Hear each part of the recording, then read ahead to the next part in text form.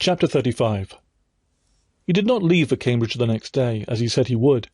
He deferred his departure a whole week, and during that time he made me feel what severe punishment a good yet stern, a conscientious yet implacable man can inflict on one who has offended him.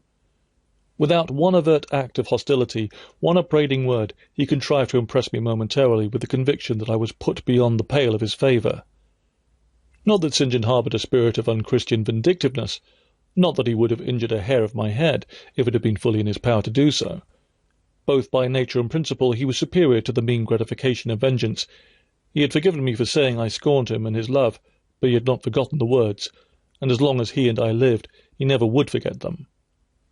I saw by his look when he turned to me that they were always written on the air between me and him.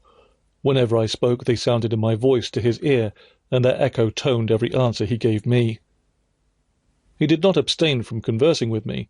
He even called me as usual each morning to join him at his desk, and I fear the corrupt man within him had a pleasure unimparted to, and unshared by, the pure Christian, in evincing with what skill he could, while acting and speaking apparently just as usual, extract from every deed and every phrase the spirit of interest and approval which had formerly communicated a certain austere charm to his language and manner. To me he was in reality become no longer flesh, but marble. His eye was a cold, bright blue gem, his tongue a speaking instrument, nothing more. All this was torture to me, refined, lingering torture. It kept up a slow fire of indignation and a trembling trouble of grief which harassed and crushed me altogether. I felt how, if I were his wife, this good man, pure as the deep, sunless source, could soon kill me, without drawing from my veins a single drop of blood, or receiving on his own crystal conscience the faintest stain of crime. Especially I felt this whenever I made any attempt to propitiate him. No ruth met my ruth. He experienced no suffering from estrangement, no yearning after reconciliation, and though, more than once, my fast-falling tears blistered the page over which we both bent, they produced no more effect on him than if his heart had really been a matter of stone or metal. To his sisters, meantime, he was somewhat kinder than usual, as if afraid that mere coldness would not sufficiently convince me how completely I was banished and banned. He added the force of contrast, and this I am sure he did not by force but on principle. The night before he left home, happening to see him walking in the garden about sunset, and remembering as I looked at him that this man, alienated as he now was, had once saved my life, and that we were near relations, I was moved to make a last attempt to regain his friendship. I went out and approached him as he stood leaning over the little gate. I spoke to the point at once. "St. John, I am unhappy because you are still angry with me. Let us be friends." "I hope we are friends," was the unmoved reply, while he still watched the rising of the moon, which he had been contemplating as I approached. "No, St. John, we are not friends as we were. You know that." "Are we not? That is wrong. For my part, I wish you no ill and all good." "I believe you, St. John, for I am sure you are incapable of wishing anyone ill, but as I am your kinswoman, I should desire somewhat more of affection than that sort of general philanthropy you extend to mere strangers." "Of course," he said, "your wish is reasonable, and I am far from regarding you as a stranger." This, spoken in a cool, tranquil tone, was mortifying and baffling enough. Had I attended to the suggestions of pride and ire, I should immediately have left him, but something worked within me more strangely than those feelings could. I deeply venerated my cousin's talent and principle. His friendship was of value to me. To lose it tried me severely. I would not so soon relinquish the attempt to reconquer it. "Must we part in this way, St. John? And when you go to India, will you leave me so, without a kinder word than you have yet spoken?" He now turned quite from the moon and faced me. "When I go to India, Jane, will I leave you? What, do you not go to India?" "You said I could not unless I married you." "And you will not marry me? You adhere to that resolution?" Reader, do you know, as I do, what terror those cold people can put into the eyes of their questions? How much of the fall of the avalanche is in their anger, of the breaking up the frozen sea in their displeasure? "No, St. John, I will not marry you. I adhere to my resolution." The avalanche had shaken and slid a little forward, but it did not yet crash down. "Once more, why this refusal?" he asked. "Formerly," I answered, "because you did not love me. Now I reply because you almost hate me. If I were to marry you, you would kill me. You are killing me now." His lips and cheeks turned white, quite white. "I should kill you? I am killing you? Your words are such as ought not to be used, violent, unfeminine, and untrue. They betray an unfortunate state of mind. They merit severe reproof. They would seem inexcusable, but that it is the duty of man to forgive his fellow even until 77 times. I had finished the business now. While earnestly wishing to erase from his mind the trace of my former offence, I had stamped on that tenacious surface another and far deeper impression. I had burnt it in. "Now you will indeed hate me," I said. "It is useless to attempt to conciliate you. I see I have made an eternal enemy of you." A fresh wrong did these words inflict, the worse because they touched on the truth. That bloodless lip quivered to a temporary spasm. I knew the steely ire I had whetted. I was heart-wrung.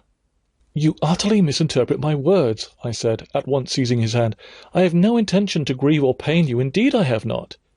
Most bitterly he smiled. Most decidedly he withdrew his hand from mine. "And now you recall your promise, and will not go to India at all, I presume?" said he, after a considerable pause. "Yes, I will, as your assistant," I answered. A very long silence succeeded. What struggle there was in him between nature and grace in this interval I cannot tell. Only singular gleams scintillated in his eyes, and strange shadows passed over his face. He spoke at last. "I before proved to you the absurdity of a single woman of your age proposing to accompany abroad a single man of mine. I proved it to you in such terms as, I should have thought, would have prevented you ever again alluding to the plan. That you have done so I regret, for your sake." I interrupted him. Anything like a tangible reproach gave me courage at once. "Keep to common sense, St. John. You are verging on nonsense. You pretend to be shocked by what I have said. You are not really shocked, for, with your superior mind, you cannot be either so dull or so conceited as to misunderstand my meaning. I say again, I will be your curate, if you like, but never your wife." Again he turned lividly pale, but as before controlled his passion perfectly. He answered emphatically, but calmly, "A female curate, who is not my wife, would never suit me. With me, then, it seems, you cannot go, but if you are sincere in your offer, I will, while in town, speak to a married missionary, whose wife needs a coadjutor. Your own fortune will make you independent of the Society's aid, and thus you may still be spared the dishonour of breaking your promise and deserting the band you engaged to join." Now I never had, as the reader knows, either given any formal promise or entered into any engagement, and this language was all much too hard and much too despotic for the occasion. I replied, "There is no dishonour, no breach of promise, no desertion in the case. I am not under the slightest obligation to go to India, especially with strangers. With you I would have ventured much, because I admire, confide in, and, as a sister, I love you. But I am convinced that, go when and with whom I would, I should not live long in that climate." "Ah, you are afraid of yourself," he said, curling his lip. "I am. God did not give me my life to throw away, and to do as you wish me would, I begin to think, be almost equivalent to committing suicide. Moreover, before I definitively resolve on quitting England, I will know for certain whether I cannot be of greater use by remaining in it than by leaving it." "What do you mean?" It would be fruitless to attempt to explain, but there is a point on which I have long endured painful doubt, and I can go nowhere till by some means that doubt is removed. I know where your heart turns, and to what it clings. The interest you cherish is lawless and unconsecrated. Long since you ought to have crushed it. Now you should blush to allude to it. You think of Mr. Rochester?" It was true. I confessed it by silence. "Are you going to seek Mr. Rochester?" "I must find out what has become of him." "It remains for me, then," he said, "to remember you in my prayers, and to entreat God for you in all earnestness, that you may not indeed become a castaway. I had thought I recognized in you one of the chosen, but God sees not as a man sees. His will be done." He opened the gate, passed through it, and strayed away down the glen. He was soon out of sight. On re-entering the parlour I found Diana standing at the window, looking very thoughtful. Diana was a great deal taller than I. She put her hand on my shoulder and, stooping, examined my face. "Jane," she said, "you are always agitated and pale now. I am sure there is something the matter. Tell me what business St. John and you have on hands. I have watched you this half-hour from the window. You must forgive my being such a spy, but for a long time I have fancied I hardly know what. St. John is a strange being." She paused. I did not speak. Soon she resumed. "That brother of mine cherishes peculiar views of some sort respecting you, I am sure. He has long distinguished you by a notice and interest he never showed to anyone else. To what end? I wish he loved you. Does he, Jane?" I put her cool hand to my hot forehead. "No, Di, not one whit." "Then why does he follow you so with his eyes, and get you so frequently alone with him, and keep you so continually at his side? Mary and I had both concluded he wished you to marry him." "He does. He has asked me to be his wife." Diana clapped her hands. "That is just what we hoped and thought. And you will marry him, Jane, won't you? And then he will stay in England." "Far from that, Diana. His sole idea in proposing to me is to produce a fitting fellow labourer in his Indian toils." "What? He wishes you to go to India?" "Yes." "Madness!" she exclaimed. "You would not live 3 months there, I am certain. You never shall go. You have not consented, have you, Jane?" "I have refused to marry him." "And have consequently displeased him?" she suggested. "Deeply. He will never forgive me, I fear. Yet I offered to accompany him as his sister." "It was frantic folly to do so, Jane. Think of the task you undertook, one of incessant fatigue, where fatigue kills even the strong, and you are weak. St. John, you know him, would urge you to impossibilities. With him there would be no permission to rest during the hot hours, and unfortunately, I have noticed, whatever he exacts, you force yourself to perform. I am astonished you found courage to refuse his hand. You do not love him, then, Jane?" "Not as a husband." "Yet he is a handsome fellow." "And I am so plain, you see, Di. We should never suit." "Plain? You?" "Not at all. You are much too pretty as well as too good to be grilled alive in Calcutta." And again she earnestly conjured me to give up all thoughts of going out with her brother. "I must indeed," I said, for when just now I repeated the offer of serving him for a deacon, he expressed himself shocked by my want of decency. He seemed to think I had committed an impropriety in proposing to accompany him unmarried, as if I had not from the first hoped to find in him a brother and habitually regarded him as such. "What makes you say he does not love you, Jane?" "You should hear himself on the subject. He has again and again explained that it is not himself but his office he wishes to mate. He has told me I am formed for labour, not for love, which is true, no doubt. But in my opinion, if I am not formed for love, it follows that I am not formed for marriage. Would it not be strange, Di, to be chained for life to a man who regarded one but as a useful tool? Insupportable, unnatural, out of the question.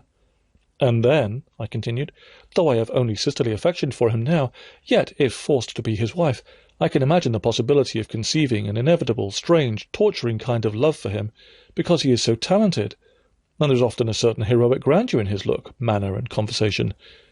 In that case my lot will become unspeakably wretched. He would not want me to love him, and if I showed the feeling, he would make me sensible that it was a superfluity, unrequired by him, unbecoming in me. I know he would." "And yet St. John is a good man," said Diana. "He is a good and a great man, but he forgets pitilessly the feelings and claims of little people in pursuing his own large views. It is better, therefore, for the insignificant to keep out of his way, lest in his progress he should trample them down. Here he comes. I will leave you, Diana." And I hastened upstairs as I saw him entering the garden. But I was forced to meet him again at supper. During that meal he appeared just as composed as usual. I had thought he would hardly speak to me, and I was certain he had given up the pursuit of his matrimonial scheme. The sequel showed I was mistaken on both points. He addressed me precisely in his ordinary manner, or what had of late been his ordinary manner, one scrupulously polite. No doubt he had invoked the help of the Holy Spirit to subdue the anger I had roused in him, and now believed he had forgiven me once more. For the evening reading before prayers he selected the 21st chapter of Revelation. It was at all times pleasant to listen while from his lips fell the words of the Bible. Never did his fine voice sound at once so sweet and full, never did his manner become so impressive in its noble simplicity as when he delivered the oracles of God.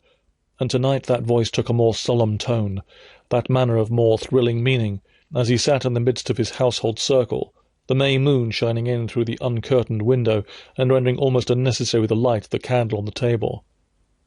As he sat there, bending over the great old Bible, and described from its page the vision of the new heaven and the new earth, told how God would come to dwell with men, how he would wipe away all tears from their eyes, and promised that there should be no more death, neither sorrow nor crying, nor any more pain, because the former things were passed away.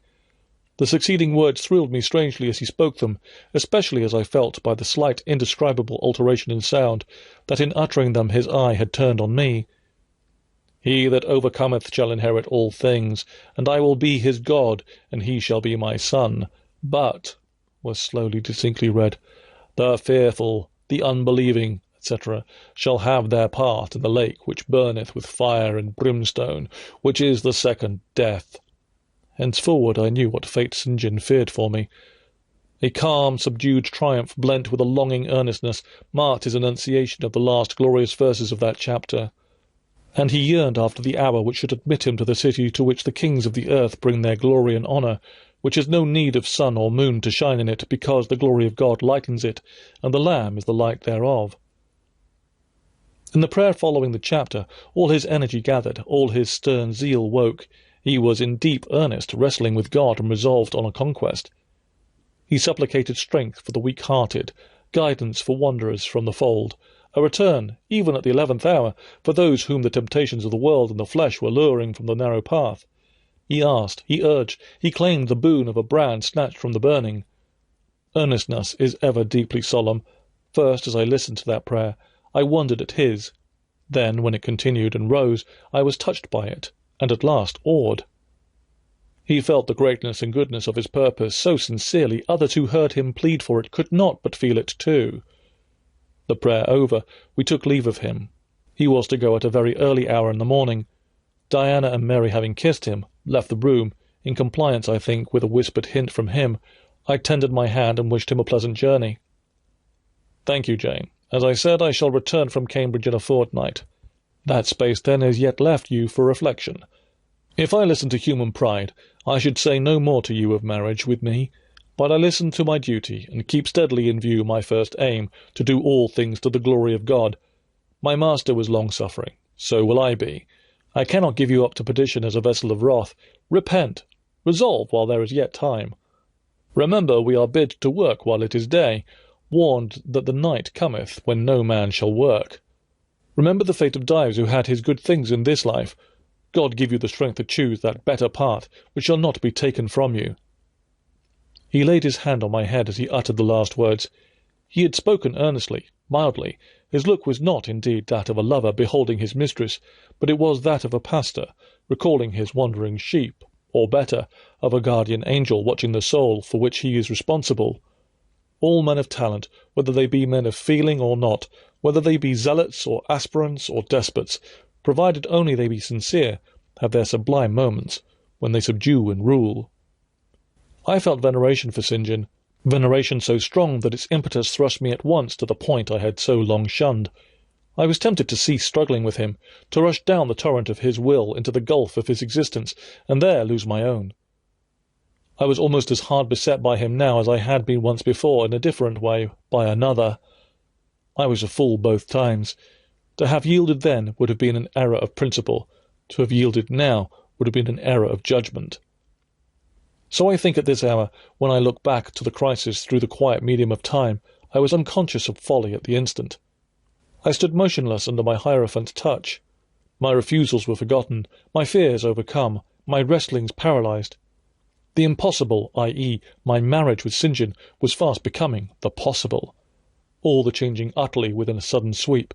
Religion called, angels beckoned, God commanded, life rolled together like a scroll. Death's gates opening showed eternity beyond it, it seemed, that for safety and bliss there, all here might be sacrificed in a second. The dim room was full of visions. "Could you decide now?" asked the missionary. The inquiry was put in gentle tones. He drew me to him as gently. Oh, that gentleness! How far more potent it is than force! I could resist St. John's wrath. I grew pliant as a reed under his kindness. Yet I knew all the time, if I yielded now, I should not the less be made to repent, some day, of my former rebellion. His nature was not changed by 1 hour of solemn prayer. It was only elevated. "I could decide, if I were but certain," I answered. "Were I but convinced that it was God's will I should marry you, I could vow to marry you here and now. Come afterwards what would." "My prayers are heard," ejaculated St. John.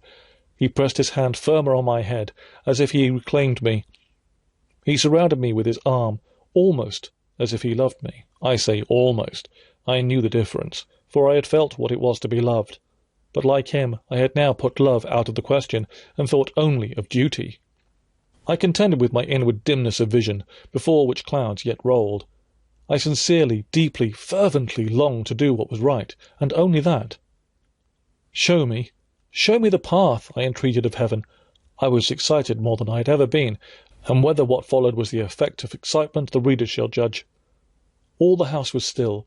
for I believe all, except St. John and myself, were now retired to rest. The one candle was dying out. The room was full of moonlight. My heart beat fast and thick. I heard its throb. Suddenly it stood still to an inexpressible feeling that thrilled it through, and passed at once to my head and extremities. The feeling was not like an electric shock, but it was quite as sharp, as strange, as startling. It acted on my senses, as if their utmost activity hitherto had been but torpor, from which they were now summoned and forced to wake.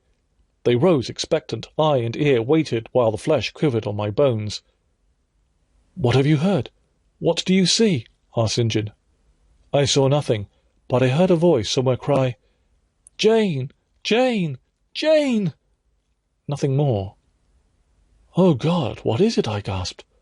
I might have said, "Where is it?" for it did not seem in the room, nor in the house, nor in the garden. It did not come out of the air, nor from under the earth, nor from overhead. I had heard it. Where or whence, forever impossible to know. And it was the voice of a human being, a known, loved, well-remembered voice. That of Edward Fairfax Rochester, and it spoke in pain and woe, wildly, eerily, urgently. "I am coming," I cried. "Wait for me. Oh, I will come." I flew to the door and looked into the passage. It was dark. I ran out into the garden. It was void. "Where are you?" I exclaimed. The hills beyond Marsh Glen sent the answer faintly back. "Where are you?" I listened. The wind sighed low in the firs. It was moorland and loneliness and midnight hush.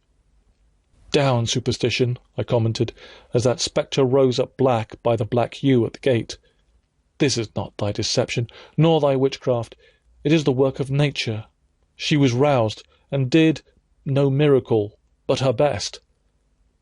I broke from St. John, who had followed, and would have detained me. It was my time to assume ascendancy. My powers were in play and in force. I told him to forbear question or remark. I desired him to leave me. I must and would be alone. He obeyed at once. Where there is energy to command well enough, obedience never fails. I mounted to my chamber, locked myself in, fell on my knees and prayed in my way, a different way to St. John's, but effective in its own fashion. I seemed to penetrate very near a mighty spirit, and my soul rushed out in gratitude at his feet. I rose from the thanksgiving, took a resolve, and lay down unscared, enlightened, eager but for the daylight.